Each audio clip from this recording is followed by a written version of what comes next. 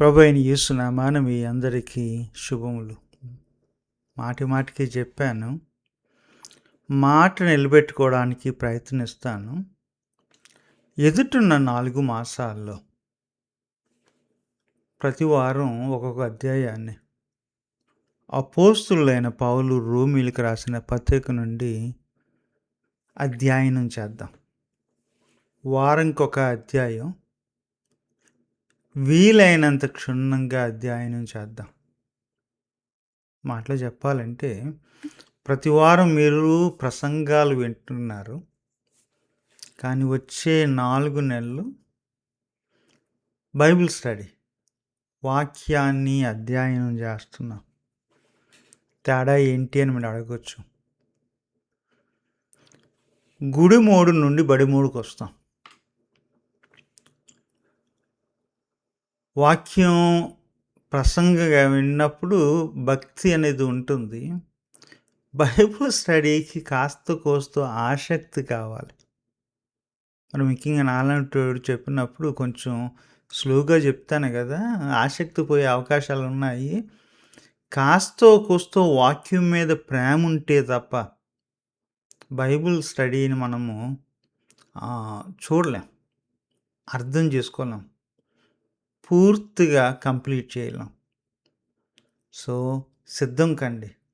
నాకు చాలా సంతోషంగా ఉంది. మీకు కూడా ఆ సంతోషం ఉండాలి అని నా యొక్క ఆశ. సిద్ధం కండి. 4 నెలలు ఇదే పనిగా అధ్యాయం వెంబడి అధ్యాయాన్ని అధ్యయనం చేద్దాం. బడి కదా, ప్రశ్నలు ఉంటాయి, ప్రశ్నించే హక్కు ఉంటుంది. బడి కదా, జస్ట్ గవాలను వచ్చి కూర్చోవడం కాదు, రాకముందు సిద్ధపడి రావాలి. ఎగ్జాంపుల్, ఈరోజు 2వ అధ్యాయం చేసామంటే, అంటే ఈరోజు చేయడం లేదులేండి, మీకు తెలుసు వచ్చే వారము 3వ అధ్యాయాన్ని చదివి రావాలి అని తెలుసు. నేను చదువుతాను, మీరు చదువుతారు. మీరు నేను చదివితేనే కలిసి నేర్చుకుంటాము, నేర్చుకునే దానిని మనము ఆనందిస్తాము. ప్రిపేర్ అవ్వాలి. బైబిల్ స్టడీకి ప్రసంగానికి తేడా ఇంకోటి ఏంటి అంటే, బైబిల్ స్టడీ చేయకుండా ప్రసంగం చేయకూడదు. వాక్యాన్ని తీసుకుని, మీకు తెలియంది ఏముంది, ఒక వచనం కాదు, నేను ఒక వాక్య భాగాన్ని తీసుకుంటాను, అందులో ఉన్న సారాంశాన్ని అర్థం చేసుకోవడానికి స్టేజ్ మీదకి ఎక్కి నోరిపితే కాదు, ముందే ప్రార్థిస్తాను. నేను ముందే అధ్యాయాన్ని చదువుతాను. ఎవరు చెప్పారు? ఎవరికి చెప్పారు? మీరు అంటారు ఆత్మ నాకు చెప్పింది అంటారు, కానీ మొట్టమొదటి చెప్పినప్పుడు ఆత్మ ఆ యొక్క గ్రంథకర్తను ఉపయోగించుకుని ఆ కాలంలో ఉన్న దేవుని ప్రజలకు చెప్పిన విషయాలు. ఇప్పుడు మనతో ఆత్మ దాన్ని ఉపయోగించుకుని మనం మాట్లాడే అవకాశాలు ఉన్నాయి. కాబట్టి అప్పుడు రాసిన వాళ్ళని, వ్రాయించుకున్న వాళ్ళని తేలిగ్గా చూడకూడదు. నీతి, విశ్వాస్యత, విశ్వాసము, ఇలాంటి పదాలు ఆ రోజుల్లో చదువుతున్న వాళ్ళకి ఎలాగ అర్థమైంది, రాసినోళ్ళు మనసులో ఏముంది, వాటి యొక్క అర్థాలు, ఈ ప్రశ్నలు మనము అడుగుతాం. ఒక మాటలో చెప్పాలంటే, ఆదివారం గుళ్ళోకి వచ్చినప్పుడు మీకు పెట్టింది వండింది పెట్టాలంటే, అంటే ప్రసంగం చేయాలి అంటే దానిని వండాలి, సిద్ధం చేయాలి, ప్రిపేర్ చేయాలి. సో మీరు నాతో చేసేది ఏంటి అంటే, ఆదివారం చేసే ప్రసంగం కాదు, ప్రసంగానికి ముందు ప్రసంగికులు ఏం చేస్తారు? వడ్డించే మం వన్ వడ్డించే ముందు ఇంటోళ్ళు ఏం జేస్తారు? దానినే పదాలు, పరిస్థితులు, సంగతి, గతి, రాసినోళ్ళు, వ్రాయించుకున్నవాళ్ళు, ఆ సమాజంలో అప్పుడు ఏం జరుగుతుంది? దైవం వాళ్ళకి ఏం చెప్పడం జరిగింది? ఆ దైవము మనకి ఇప్పుడు ఏం చెబుతున్నాడు? అన్నది మనం నేర్చుకుంటాం. వండడం, వడ్డించడం ఈ 4 నెలలు మనము వంటలోనే ఉంటాము. వండుతూ వడ్డించడం జరుగుతుంది. కాబట్టి ఓపికగా, ఆసక్తితో వచ్చి చూడండి. ఒక్కోసారి మనం ఏమనుకుంటామంటే, ఆహా! చక్కని ప్రసంగం అనుకుంటాం. దాని వెనకాల ఉన్న కష్టం తెలీదు. ఆహా! చక్కని భోజనం అంటాం. దాని వెనకాల ఉన్న రెసిపీ మనకు తెలీదు. కష్టం మనకు తెలీదు. రోమీల పత్రికలో ప్రసంగాలు చేయకముందు, ప్రసంగంగా చేయకముందు, ముందు జరిగేది ఏంది అనేది మనము ఎదుటున్న కొన్ని మాసాలు కలిసి చూస్తాము, చేస్తాము. ఎందుకండి అంత అలసిపోవడం? చదవాలా అని మీరంటారు. ఈ రోజుల్లో మరి ముఖ్యంగా చదవాలి అంటే, అధ్యయనం చేయాలంటే అలర్జీ పుట్టింది మనోళ్ళకి. ఎందుకో తెలీదు. అది మన మౌఢ్యానికి మూలమైపోయింది. చదవాలా? యెస్. ప్రసంగాలు వినడమే కాదు, వాక్యాన్ని చదవాలి. అది మన యొక్క బాధ్యత, మన భాగ్యం. అప్పుడు 16వ శతాబ్దంలో కొంతమంది ఏమనుకున్నారంటే, ఏదో ఆ గురువుగారు ప్రసంగికుడు వచ్చి చెబుతాడు, అది మనం వింటే చాలు అనుకున్నారు. ఆ గ్రంథంలో, బైబిల్ గ్రంథంలో ఏముంది అని లెక్క చేయడం మానేశారు. అప్పుడు సంస్కర్తలు అన్నారు, లేదు, ఆ వాక్యం మనకి ఇవ్వబడింది. మన భాషల్లో ఇవ్వబడింది. ట్రాన్స్లేట్ చేయడం జరిగింది. ఎందుకంటే అది మనమే చదవాలని. చదవాల్సిన బాధ్యత, చదివే భాగ్యం మీకు నాకు ఇవ్వబడింది. ఇంకా చాలా లేఖనాలు ఉన్నాయి.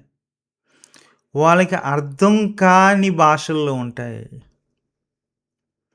చదవాల్సిన బాధ్యత లేదు, చదవాల్సిన భాగ్యం లేదు. కానీ ఈ లేఖన వాక్యాలు, ఇటు నూతన నిబంధన, మొదటి నిబంధన 2 కూడా మనకి తెలుగులో ఉన్నాయి కదా!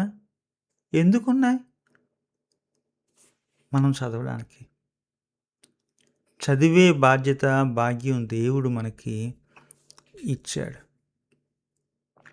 రెండోది ఏంటంటే, మనం చదవకపోతే ఎవరెవరో ఏదో చెబుతారు, ఆహా! అది నిజం అని గబగబా నమ్మేస్తాం. ఎందుకు? చదవక. కొత్తగా వింతైన వాదం ఒకటి వస్తుంది. ఆహా! అపోస్తలులు, బోధకులు, టీచర్ గారు చెప్పారు అనుకుంటాం.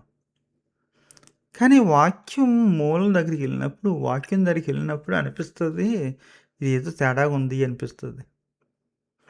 అందుకనే వాక్య వెలుగులోను, వాక్య బింబంలోను, అర్థంలోను మనది విన్నది ప్రతీదీ చూడాలి. అలవాటు చేసుకోండి. ఎక్కడైనా ఏదైనా విన్నారంటే అది వాక్యంలో ఉందా లేదా అని అలవాటు చేసుకోండి. ప్రశ్నించడం అలవాటు చేసుకోండి. మెలకువగా ఉండడం అలవాటు చేసుకోండి. ఏదో అర్థమవుతుంది కదా, పర్లేదు, నమ్మబుద్ధిగా ఉంది అని నమ్మొద్దు. మెలకువగా ఉండాలి. ఎందుకంటే తేలిగ్గా దొరికిపోతాం. తేలిగ్గా అలలు వస్తాయి. మన యొక్క ప్రయాణాన్ని, మన బోట్లని, మన దోణుల్ని ముంచేస్తాయి. మొదటి శతాబ్దంలో ఎలాగ అలలు వచ్చాయో, దుర్బోధలు వచ్చాయో, ఇప్పుడు 2026 అంటే 21వ శతాబ్దంలో కూడా అదే రీతిగా వినడానికి బాగుంటాయి. తేలిగ్గా మనల్ని ముంచేస్తాయి. మొలగొద్దు మెలకువగా ఉందాము. ఎలాగా?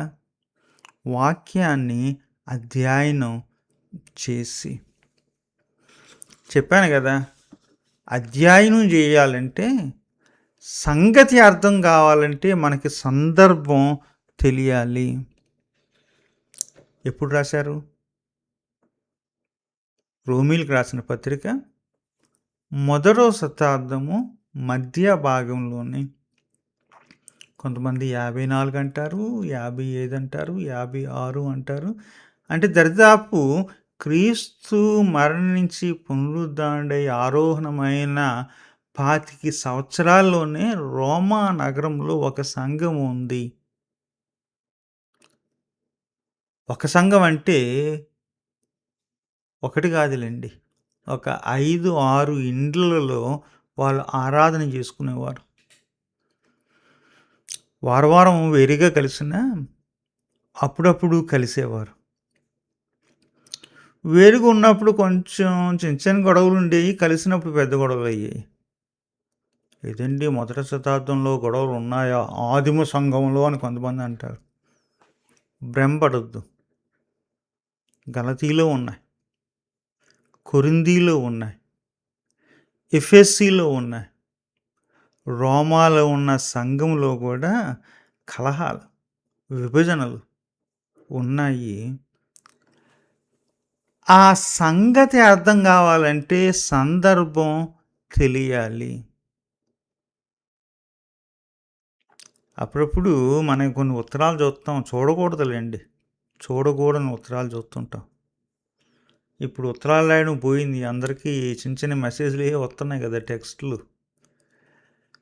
ఆ టెక్స్ట్లో ఉన్నది అర్థం కావాలంటే, ఆ ఉత్తరం అర్థం కావాలంటే మనకి ఏం తెలియాలంటే ఎవరు రాశారో తెలియాలి, ఎవరికి రాశారో తెలియాలి, ఎందుకు రాశారో తెలియాలి. రాసిన వాళ్ళకి, వ్రాయించుకున్న వాళ్ళకి, వ్రాయబడిన వాళ్ళకి ఉన్న సంబంధం ఏంటో తెలియాలి. అమ్మ, అక్క, కూతుర, ప్రేయస, నాన్న, అన్న, భర్త, రాసిన వాళ్ళకి, రాయించుకున్న వాళ్ళకి ఉన్న సంబంధం తెలిస్తే మనం చదివేదానికి అర్థం పూర్తిగా ఉంటుంది. అందుకనే రాసింది యాకోబా, పౌలా? పౌలు రాస్తే, రోమీలకు రాస్తే, పౌలుకి రోమీలకి ఉన్న సంబంధం ఏంటి? ముందే చెప్తున్నాను. రోమీయుల గురించి పౌలు విన్నాడు.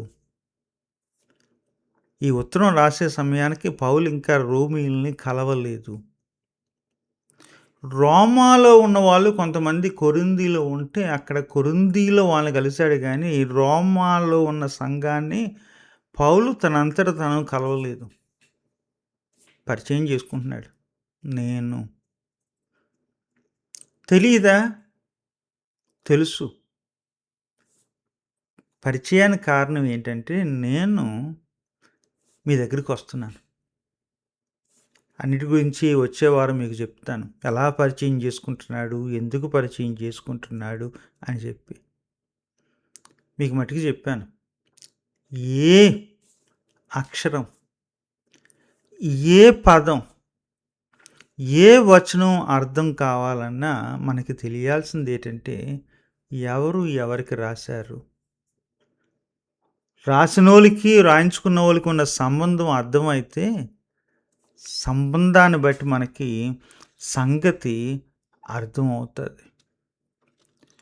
ఇంకొకటి, అది మనం తేలిగ్గా తీసుకుంటాం.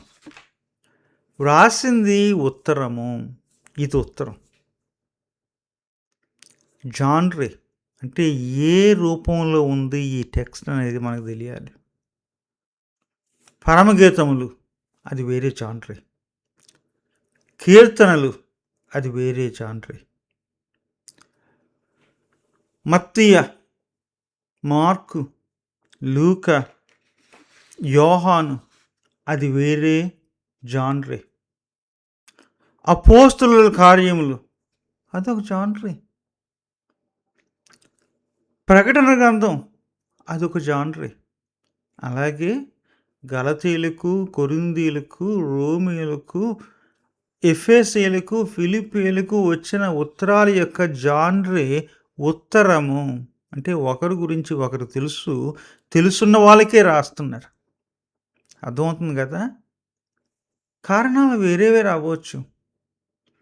కొన్ని ఉత్తరాలేమో ఆ సంఘానికే, ఇదిగో మీకు ఈ ప్రశ్నలు వస్తున్నాయి, ఈ ప్రశ్నలకు నా సమాధానం ఇది అని పౌలు గారు రాశాడు. కొన్ని ఉత్తరాలేమో ఇదిగో మీకు ప్రశ్నలు వస్తున్నాయి, మీ చుట్టుపక్కల ఉన్న సంఘానికి ప్రశ్నలు వస్తున్నాయి, ఇది మీరు అందరూ కలిసి వేరువేరుగా చదవండి, మీకు అందరికీ ఇది ఉపయోగపడుతుంది అని రాస్తాడు. కొన్నేమో పత్రికలు ఎవరికంటే ఇదిగో కొత్తగా సేవకు వచ్చావు తీతు, తిమోతి, నేర్చుకోవాల్సింది ఉంది, నేర్చుకో అని చెప్పి తనకున్న అనుభవాన్ని జ్ఞానాన్ని పంచడం జరిగింది. సో ఒక సంఘానికి రాసినప్పుడు అన్ని సంఘాలు చదివినప్పుడు దాన్ని సర్క్యులర్ లెటర్స్ అంటారు. తీతుకు కానీ తిమోతికి కానీ గురువుగా రాసినప్పుడు దానిని గురువు యొక్క పత్రికలు అంటారు. కొన్ని జనరల్గా ఉంటాయి. హెబ్రీయులకు రాసిన పత్రిక, ఈ జనరల్ ఎపిజిల్స్ అని చెప్పేసి అంటారు. తర్వాత యూదా రాసిన పత్రిక, పేతురు రాసిన పత్రిక, తర్వాత యాకోబు రాసిన పత్రిక. ఇందులో రకరకాల పత్రికలు ఉంటాయి, కానీ ఇవి ఎక్కువ పత్రికలే. కాస్తో కూస్తో బంధం రాసిన ఆయనకి, రాయించుకున్న వ్యక్తికి కానీ గుంపుకి కానీ ఉంది.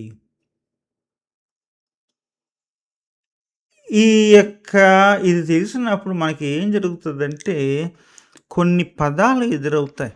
అధ్యయనంలో ఏం చేస్తామంటే కొన్ని పదాలు చూస్తాం. ఇందాక అన్నాం కదా, విశ్వాసము, విశ్వాస్యత, విశ్వసించు, నమ్ముట, నీతిమంతులు, దుష్టులు. ఇలాంటి పదాలు నీ దగ్గరికి వచ్చినప్పుడు కొంచెం ఆగుతాం. నీతిమంతులు అంటే చదువుతున్న మొదటి శతాబ్దంలో ఆ సంఘంలో కొంతమంది యూదులు ఉన్నారు. వాళ్ళు మొదటి నిబంధన అంటే పాత నిబంధనని చదివారు. వాళ్ళ యొక్క ఉద్దేశంలో నీతిమంతులు అంటే ఎవరు? ఆ ప్రశ్న రావాలి. అదే సంఘంలో కొంతమంది యూదేతరులు ఉన్నారు, మనం అన్యజనులు అంటాం. గ్రీకు కల్చర్ నుండి, ఆ యొక్క గ్రీకు ఫిలాసఫీ నుండి, గ్రీకుల యొక్క విలువల నుండి వచ్చినప్పుడు నీతిమంతులు అంటే వాళ్ళకి ఏ రీతిగా అర్థమై ఉంటుంది. యూదులకి నీతి అంటే అది ధర్మశాస్త్రములో ఉంది. అలాంటి నీతి గురించి మాట్లాడుతూ పౌలు దానికి కొత్తదాన్ని ఇస్తున్నాడా లేదా? పౌలు దృష్టిలో నీతిమంతులు ఎవరు? ఈ ప్రశ్నలన్నీ ఈ అధ్యయనంలో మనము చేస్తాము. మర్చిపోకండి, ఇందాక చెప్పాను కదా, ఒక వచనం మీద నేను అధ్యయనం ఎప్పుడు చేయలేదు. చాలా జాగ్రత్తగా ఉంటాను. ఎప్పుడో 1-2 సార్లు చేస్తుంటాను, కానీ ప్రతి పదానికి అర్థం చెప్తాను. ఒక వచనం చెప్తే అది సామెతల నుండి చేయగలం. ఎందుకంటే ప్రతి సామెత ఒక ముత్యమే, దాని వెనకాల ప్రపంచం ఉంది. కానీ మిగిలినన్ని ఏంటంటే ఒక్కొక్క వచనాన్ని తీసి దాని గురించి చేయను. ఎందుకంటే ప్రతి వచనం యొక్క పూర్తి అర్థం ఎప్పుడు వస్తుందంటే ఆ వాక్య భాగములో పెట్టినప్పుడే. మనకి బాగా అలవాటు అయిపోయింది తెలుగులకే కాదులేండి, మన ఇండియాలో ఈ క్యాలెండర్లు వచ్చిన తర్వాత రోజుకో వాక్యం పెట్టిన తర్వాత ఆ రోజు వాక్యం చదివితే చాలు, నాకు ఆ రోజు గడిచిపోద్ది అనుకోవడం. ఇది చెర్రీ పీకింగ్ అంటారు. ఆ వాక్యం తీసి ఆ రోజు ఆ వాక్యాన్ని అలా పట్టుకుని name it and claim it అంటాం. నో, ఆ వాక్యం అర్థం కావాలంటే ఆ వాక్యాన్ని ఆ వాక్య భాగంలో భాగంగా చూడాలి. మనకు ఇంకోటి కూడా అలవాటయింది. అందుకే నేను అధ్యాయాలుగా ఎందుకు చేస్తున్నానంటే ఇది ప్రమాదం. చిన్నప్పుడు మిక్చర్ అనేది ఉండేది. అప్పుడప్పుడు ఎవరింటికన్నా ఎళ్ళినప్పుడు మిక్చర్ పెట్టినప్పుడు ఇంక అదే పనిగా ఏం చేసేవాడినంటే వేరుశనగ గింజలు తినేసేవాడిని. మిగిలింది అక్కడే ఉండిపోయేది. పూర్తి ఆ యొక్క రుచిని పోగొట్టుకునేవాడిని. Pick and choose. ఇష్టం వచ్చిన వచనాలు తీసుకోవడం. ఇది నాకు చాలు అనుకోవడం. ఇప్పుడు మన వాక్యాలు, మన ప్రసంగాలు, మన ధ్యానాలు, మన సోషల్ మీడియాలో ఉన్నది ఏంటంటే ఆ టైపే. Pick and choose. వెతుక్కోవడం, నోట్లో ఏసుకోవడం పర్లేదు. ఈరోజు నాకు బానే ఉంటది. ఎలాంటి వాక్యాలు మనం ఎదుక్కుంటాము? ఇది నీకు జరుగును గాక. ఇది నీవు అడిగావు కాబట్టి పొందుదువు గాక. ఆ యొక్క కరుణ కటాక్షములు నీతో నుండును. నీకున్న రోగములన్నీ పోవును. వీటిని ఏమంటారంటే వీళ్ళ భాషలో వాగ్దానాలు అంటారు. అంటే వీళ్ళు వాక్యాన్ని వాక్యంగా చూడరు.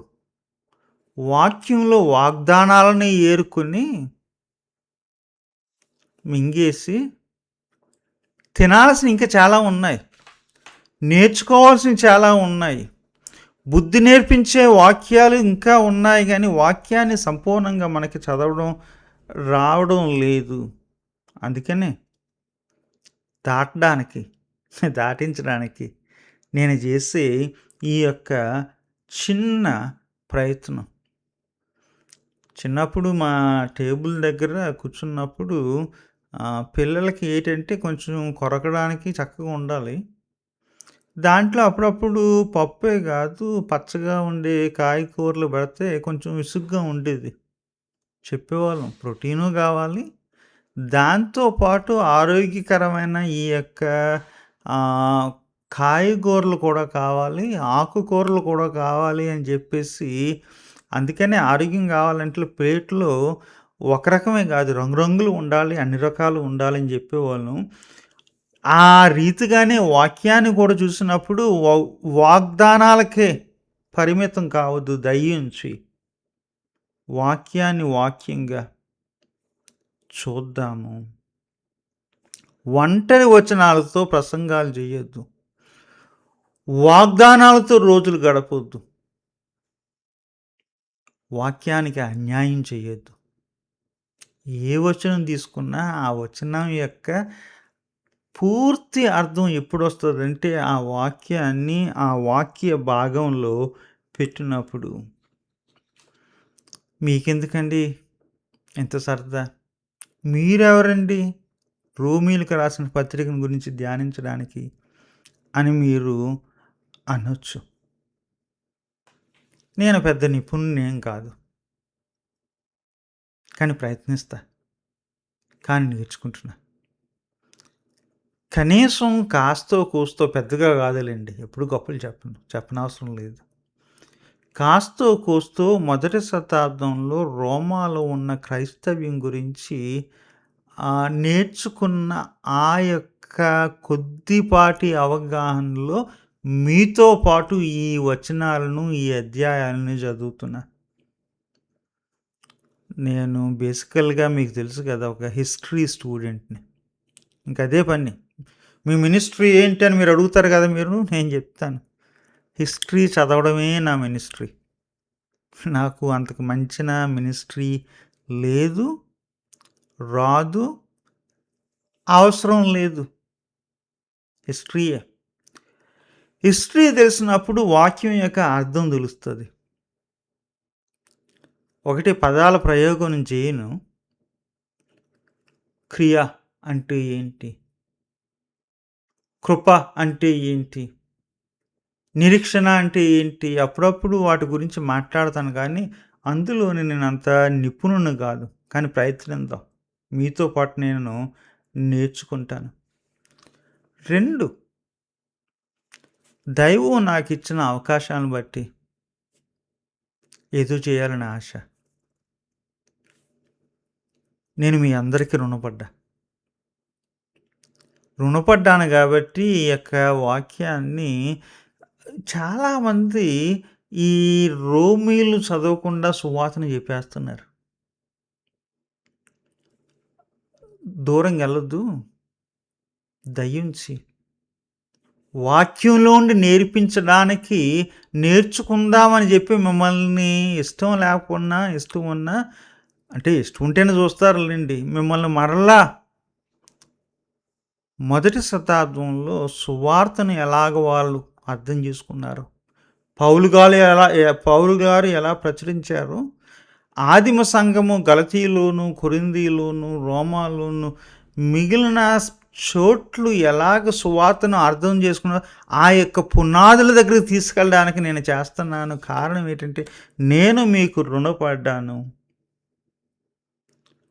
పౌలు గారు రోమీయులకి ఎందుకు రాశారు? ఎందుకంటే ఆయన స్థాపించలేదు సంఘం.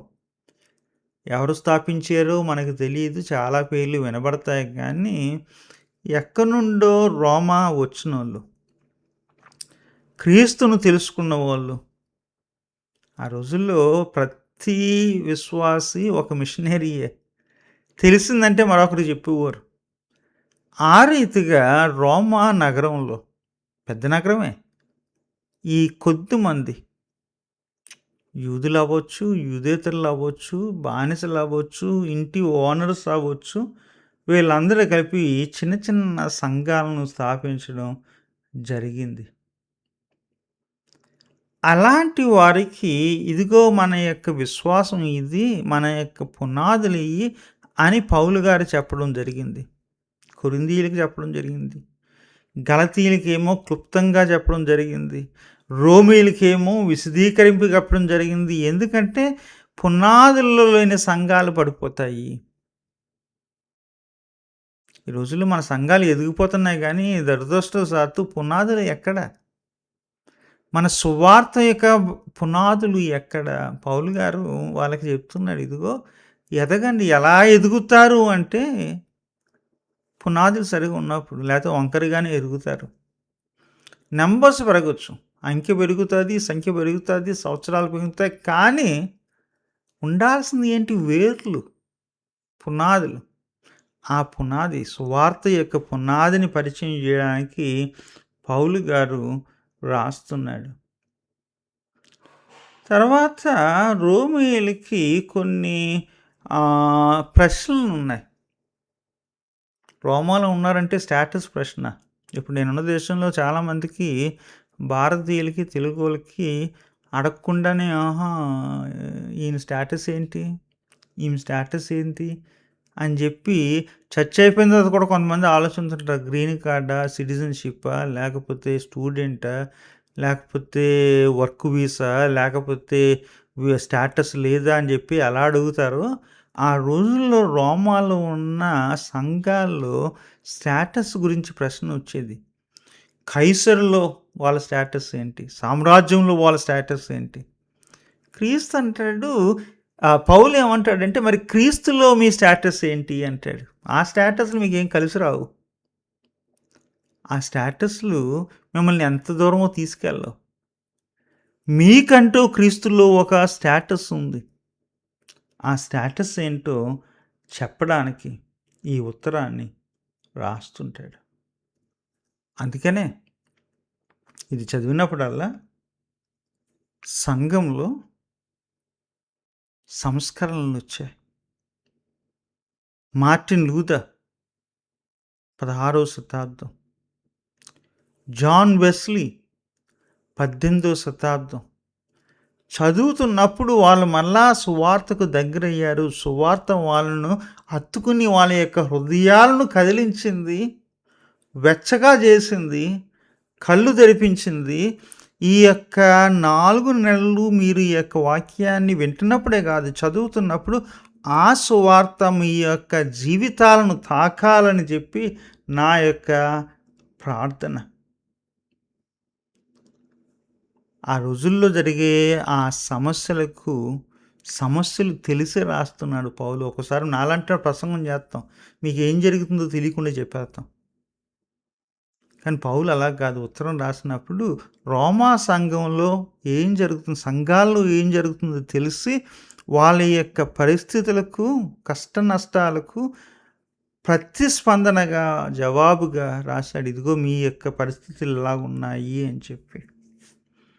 ఈ సంఘం ఎక్కువ మంది ఎవరంటే ఎక్కడి నుండో వచ్చినోళ్ళు, పరాయులు. తక్కువ మంది పౌరులు, ఎక్కువ మంది పరాయులు. ఈ సంఘం చెప్పాను కదా, పౌలు గారు స్థాపించింది కాదు. పౌలు గారే స్థాపించిన అవసరం లేదు. చాలామంది అంటారు అపోస్తులుడు మా యొక్క దేశం వచ్చి సంఘాన్ని స్థాపించాడు. సో ఏ అపోస్తులు ఇక్కడ రాలేదు. ఎవరో పరాయులు, మైగ్రెంట్స్, వలసొచ్చిన వాళ్ళు. వాళ్ళకి తెలిసిన వాళ్ళ యొక్క విశ్వాసాన్ని ప్రచురించారు. యూదులు కడుపు కట్టడానికి వచ్చారు. యూదేతరులు వేరే వేరే సంస్థల నుండి వచ్చారు. కొంచెం కష్టమే. జాతులు వేరుగా ఉండి ఒకచోట ఉండడం అంటే కష్టమే.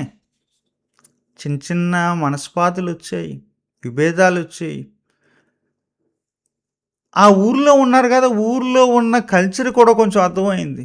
చాలామంది అంటారు మా సంఘానికి ఊర్లో ఉన్నదానికి ఏ రీతిగా సంబంధం లేదు, మేము 2-3 సార్లు ఎక్స్ట్రా పుట్టాం కాబట్టి లోకములో ఉన్నది మా సంఘములకు రాదు అనుకుంటే నిజానికి కళ్ళు మూసుకుని పాలు తాగుతున్న పిల్లలు అంటారు కదా, అదే రకం.